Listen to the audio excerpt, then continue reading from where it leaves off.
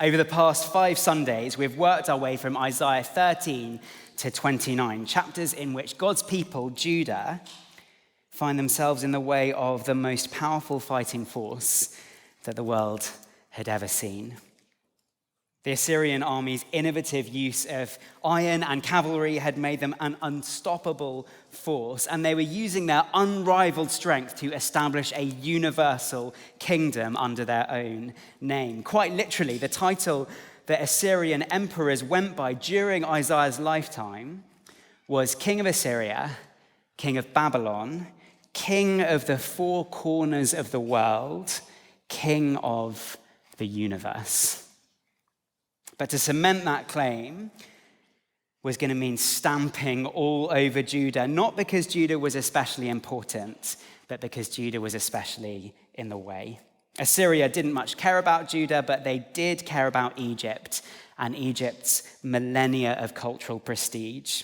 Assyria had the express goal of conquering Egypt in order to fulfill its ideological mission of ruling the world. And who sat directly between Assyria and Egypt? Judah, which meant that for Assyria to get to Egypt, it would mean plowing straight through them. So here's who Judah was, as we've seen each week, in human terms, during Isaiah's days. Judah was a small but necessary defeat in a plan that was far bigger than they were, leaving them then and us now with this question: who will God's people trust when the powerful enemy is kicking down the gate? Through these chapters, Isaiah has been laying out the case for trusting the Lord. He's been pulling back the curtain of history to reveal the Rock of Ages, the Lord himself, the Rock eternal, who is upholding and ordering all things for the good of his people. From 13 to 27, in a series of oracles and visions, Isaiah set out the basic principles through which God rules over reality. And then last week, in chapters 28 to 29, Isaiah turned his focus from the Lord and his trustworthiness to God's people, Judah, and Judah's decision about whether or not they would trust him. We had 3 images. The dying wreath on the head of a drunkard, describing Judah's northern neighbor. The blanket that's too small to sleep under, describing the lies in which Judah had sought refuge. And the farmer who knows wheat from cumin and quinoa. Because if Judah's farmers were willing to listen to the law of God as he has written it into nature, then why weren't Judah's lawmakers? Now, with that context in mind and those images in mind, turn over the page to chapter 32, verse 18, which is on page 718. And let me read verses 18 to 20. 32 verse 18 says, "My people will live in peaceful dwelling places, in secure homes, in undisturbed places of rest. Though hail flattens the forest and the city is leveled completely, how blessed you will be, sowing your seed by every stream and letting your cattle and donkeys range free." Gosh, they're not at peace, are they? And so my question for us, the question I have for us today, with that din in the background, is how and when will that happen? How and when do we get to the peace of 32 verse 18? How and when will God's people and their cattle and their donkeys get to that sort of peace? How do we get from the waking nightmare of 28 verse 19 to the undisturbed peace of 32 verse 18? Over the next 2 weeks, we're going to see that question answered. And today I've got 4 points for us: 2 whens and 2 hows, or perhaps 2 whens and 2 how nots. Because we're still in the middle of Isaiah's series of woes for Judah. But in 30 to 32, the chapters we're looking at this evening, those woes become more specific about what Judah has done, and at the very same time, more specific about how God's promises will all come true. So, How will peace come to God's people? Point one, peace will come through rest, not speed. Look with me at chapter 30, back again on page 715, chapter 30, verse 15. And let me read those two verses for us. Chapter 30, verse 15. This is what the sovereign Lord, the Holy One of Israel, says. In repentance and rest is your salvation. In quietness and trust is your strength. But you would have none of it. You said, no, we will flee on horses. Therefore, you will flee. For chapter after chapter, Isaiah has been setting out the case for trusting the Lord. And for week after week, that's been our main application. But I think it can actually be quite a hard and tricky thing to apply in practice. Because put my trust in the Lord, well, it's not something I can ever tick off my to-do list. It isn't something I can put in my Google Calendar. It isn't a number that I can record next to my step count. It isn't even something I can straightforwardly prioritize as though it were one distinct job among many. Trust in the Lord is a command for all people at all times in all places, which can make it strangely hard to apply because it isn't something you can easily measure or easily complete. But Isaiah 30, verse 15, well, this verse provides us with one very clear test for whether or not we are trusting the Lord. And it's this one. If there is no rest in my diary, or if there is no quietness in my diary, then I am not trusting the Lord, and I will not know his peace and salvation. If I keep on refusing to rest and be still, then eventually, this verse says, I will lose the ability to. And that is especially important to remember during times of crisis. Because at this point, we might want to stick up and jump to the defense of Judah. Like, they have the Neo-Assyrian Empire banging down the door. Can you blame them if they are saddling up their horses? Can you blame them if they've started thinking about how quickly they can flee? Or maybe you're thinking about your own situation or the situation of a friend. Like if you knew the pressure she's under at work, or the crisis he's facing at home, or what will happen if I don't get these things done, then maybe you'd have more sympathy for how little time I get for rest. And let's be clear here, hard work is not the opposite of faith, and neither is planning. We are saved by faith alone, not by works, but living faith always leads to good works. So it is good to work hard as a Christian, because work is not the opposite of faith, it's the fruit of faith. But do you know what is the opposite of faith? Restlessness. The refusal to ever rest. Restlessness and faith are genuinely incompatible because faith says, God, you are God, I am not, and I trust you even when I don't understand you. But restlessness says, if I was a bit more godlike, then I wouldn't have all these problems. Faith says, God is at work even when I'm not, and he knows what he's doing even when I don't.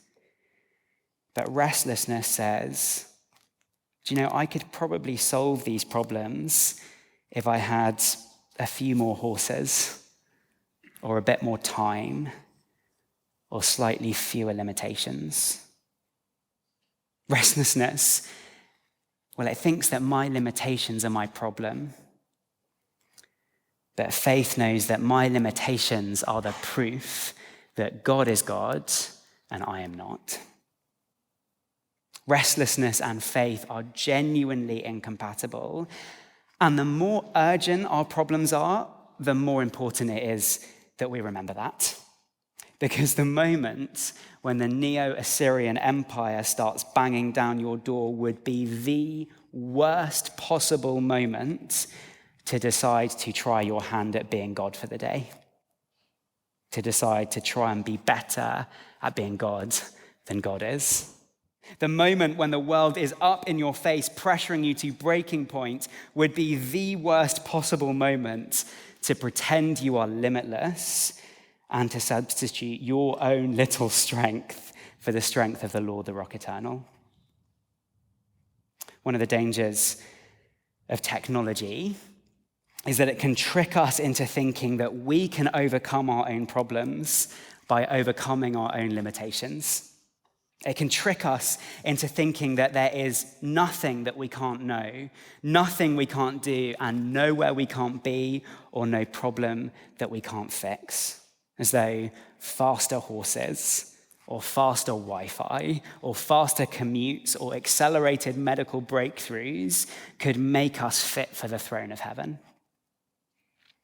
But no matter how new your MacBook is, or how close you live to your nearest tube stop, or how quickly you can access money or medication, you will not be better at being God than God is. And he will not tolerate you trying to be. Technology can trick us into thinking we can be our own saviors, and the worst possible moment to fall for that lie is when we actually do really need saving.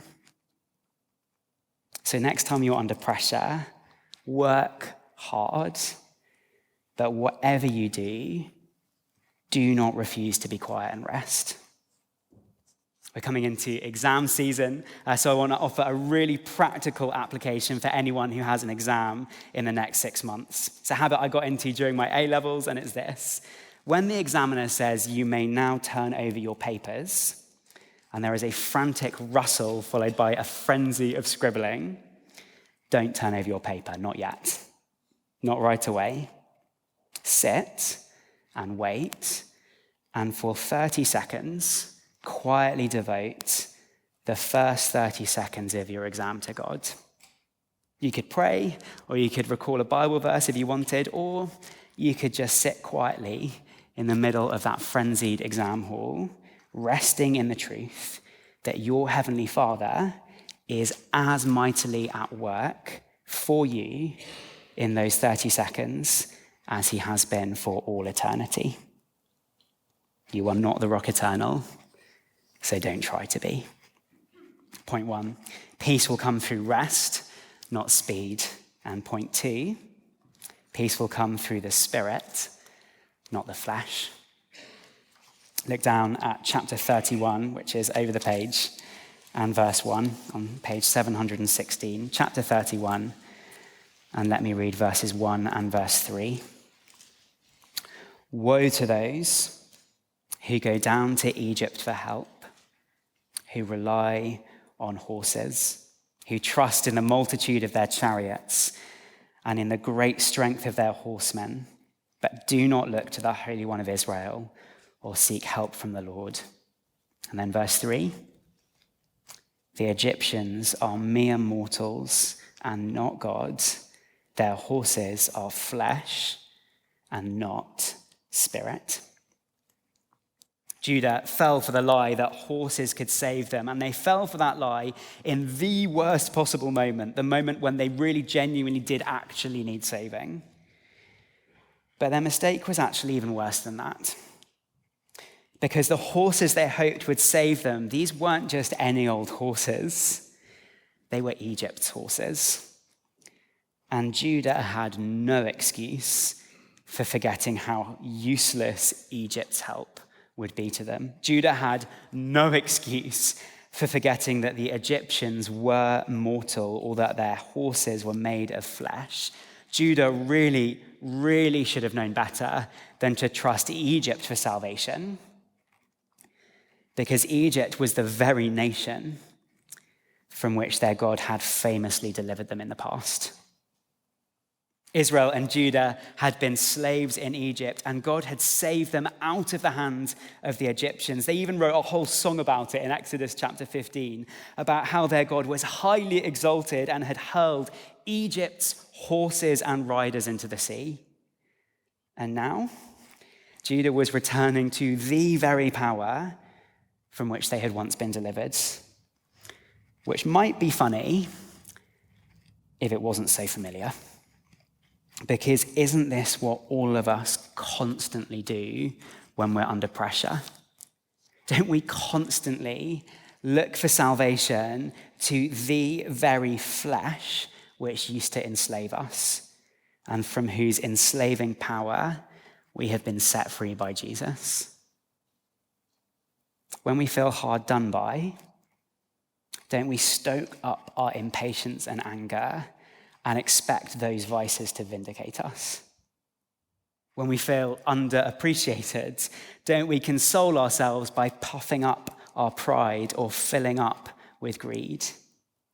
When we're treated badly, or we're scared, or we're tired, or we're lonely, aren't we more tempted to give ourselves over to cruelty or cowardice, to laziness or to lust? If you're anything like me, well, then Judah's decision will feel horribly familiar to you. The decision to give yourselves back to the very powers from which you have been set free. And if you're anything like me, sometimes you'll know that's what you're doing, but sometimes you won't even notice it. We thought last week about the tight web of lies on which the modern West is built. Lies like the lies of materialism, that it's only what I can touch and see and buy that's really real.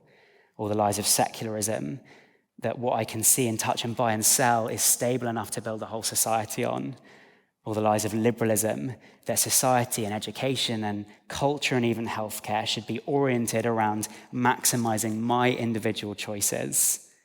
Or the lies of progressivism, that all those other lies will come gloriously true in the future if only we will dishonor our fathers and mothers. Friends, these lies are lies from which we have already been set free as Christians. We have been set free from slavery to the flesh, slavery to things that can be seen and touched and bought and sold and physically and bodily experienced. We've been set free from slavery to self, slavery to my own desires and choices and attractions and appetites. We've been set free from slavery to the empty promises of the world that our future will be secure if only we indulge in a little bit of selfishness or a little bit of envy or a little bit of pride. And oh, how foolish it would be to turn back to those things for deliverance when we're under pressure. How foolish it would be for us to seek salvation in the things from which Jesus has already set us free. This world is only mortal, and its power is only flesh.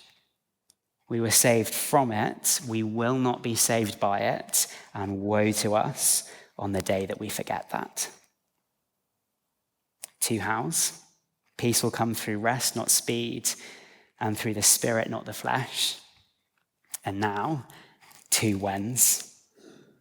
Peace will come when the Lord spreads his wings. Look down at 31 and now verse 5, which is at the top of page 717. 31, verse 5. Like birds hovering overhead, the Lord Almighty will shield Jerusalem. He will shield it and deliver it. He will pass over it and will rescue it. Isaiah mocked the horses of Egypt for being flesh and not spirit. So this might be a helpful time for us to remind ourselves just how powerful a spirit is. Spirits are what angels and archangels and cherubim and seraphim are. Did you know that? Did you know angel isn't a type of being? It's a type of job. It's a word that just means messenger. But spirit, that is the sort of being that an angel is. Angels and archangels and cherubim and seraphim are spirits, and they are spirits who serve the Lord of hosts, which is a title for God that gets translated in this verse as the Lord Almighty and literally means the Lord of armies. Angels and archangels and cherubim and seraphim are spirits who serve the Lord, and friends, they are unimaginably powerful. They don't burn like flesh. They blaze like fire. They don't puff like breath. They rush like the wind. In Isaiah 6, a few chapters back, 6-winged seraphim hover over the throne of God, and the mere sound of their voices causes the doorposts and thresholds of the temple to shake. In Isaiah 37, a couple of chapters on, the angel of the Lord goes out to fight and puts to death 185,000 Assyrians in one night. And in Hebrews chapter 1, we're told that all the angels in all the host of heaven have been given this purpose: to serve you, to serve the children of God. So when Isaiah tells us in this verse 31, verse 5, that the Lord of hosts will shield Jerusalem like birds hovering overhead, I think we are supposed to be reminded of that truth.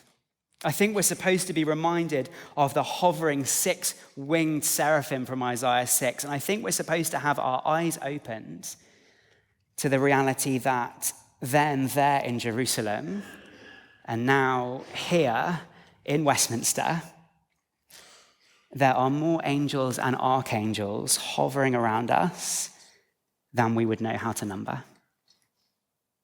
That they are more powerful than we would know how to imagine, and that all of them have been sent by God to invisibly serve us. Well, souls, if we could see the wings that surround us right now, and the rushing, blazing brightness defending us, and if we could hear the songs that they sing over us as we sleep, I don't think there is a power on earth that we would feel intimidated by.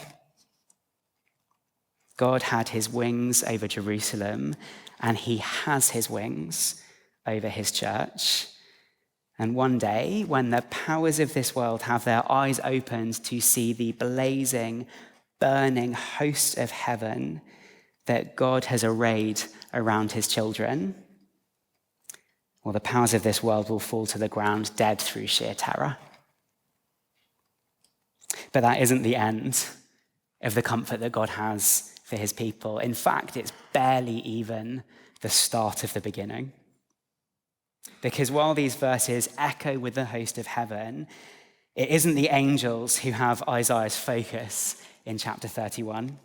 For all their brightness and soaring, rushing power, his attention is entirely elsewhere. His attention, verse 4, is on the God who reigns over the angels. Because the promise of this verse is that the God who reigns over all the legions of all the angels in all of heaven is coming down to do battle on Mount Zion himself. Like a mother hen, it is his own wings he will spread over Jerusalem. It is his own wings that he spreads over his children. And it is his own wings that he has spread over you. And here is how 32 verse 18 will come true. This is how God's people will come to live in undisturbed peace. God's people will come to live in undisturbed peace when Jesus treads Mount Zion, when he gathers his chicks under his wings, and when his people take refuge under his righteous rule, which is point 4. Peace will come when we are ruled by Jesus' righteousness. If something is at peace, it means every part of it is working together in harmony under the rule that it was made to follow. For a garden to be at peace, it means all the shrubs and all the flowers are growing together in harmony under the rule of the gardener. For an orchestra to be at peace, it means all the cellos and trumpets are playing together in harmony under the rule of the conductor. For a human body to be at peace, it means all the thoughts and all the emotions, all the limbs and all the organs are working together in harmony under the rule of a sober mind. And for God's people to be at peace, it means all of his children living together in harmony under the rule of his righteous Son. Verse 1 of chapter 32, look at it with me. See, a king will reign in righteousness. And then down to verse 3. Then the eyes of those who see will no longer be closed, and the ears of those who hear will listen. The fearful heart will know and understand, and the stammering tongue will be fluent and clear. If something is at peace, it means every part of it is working in harmony under the rule that it was made to follow. And brothers and sisters, Jesus' rule is the rule for which every part of each one of us was made. Under Jesus' rule, our eyes will see what they were always made to see. Our ears will hear everything that they were always made to hear. Our hearts will understand everything that they were made to understand, and our tongues will know all the right words for all the right things. Because Jesus' rule is the rule under which your body was made to come alive. But it isn't just your body that was made to come alive under his rule. This is the rule for which all creation has been patiently waiting. When God's Son is on the throne where he belongs and our hearts are ruled by the Spirit they were made for, then nothing in all creation will be able to resist being put right. Jesus' reign is the reign for which God hung out all the stars, the moon, and the sun. Jesus' reign is the reign for which God planted all the grapevines. Jesus' reign is the reign for which all the cattle and all the donkeys have been readying themselves. Under his reign, everything will finally become everything that it was always meant to be.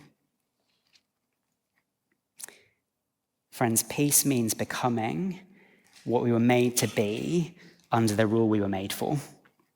And we were not made to be ruled by Assyria.